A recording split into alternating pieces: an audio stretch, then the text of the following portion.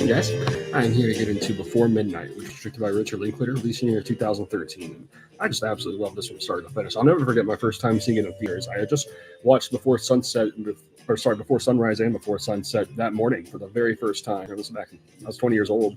That was just one of the most whimsical, magical days of my life discovering this trilogy. I just getting, I'd always been a Richard Linklater fan, but I hadn't really seen this until, again, my very young 20s.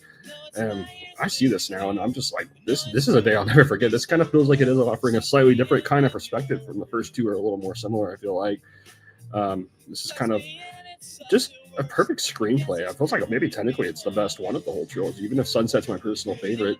I just think this is just a mesmerizing screenplay from start to finish that just depicting characters who are very lovable, but they also can kind of be challenging as it goes too. And I think maybe Linklater takes that bold move of making Julie Delpy and Ethan Hawke a little more challenging than they ever were before, which is ultimately to say that it's a very human sort of display. And it's a little surreal, but it even kind of reminds me of, like, I don't know, this is paced in a way that's just mesmerizing.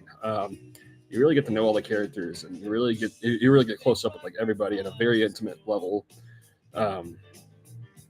And this is just, this is seriously one of the best screenplays I've ever of all time. Just the conversations of all this, it's just completely organic, and it kind of feels like we're kind of just getting to this point where it's just more realistic than it's ever been. It feels like the whimsy is toned down a little bit from the first two, and it's kind of just looking at just them in completely in our human element, completely in reality. But I just love how it's told. It's just one of the most well written things I've ever seen. It feels like, Linklater's just an original for this one alone, amongst many others.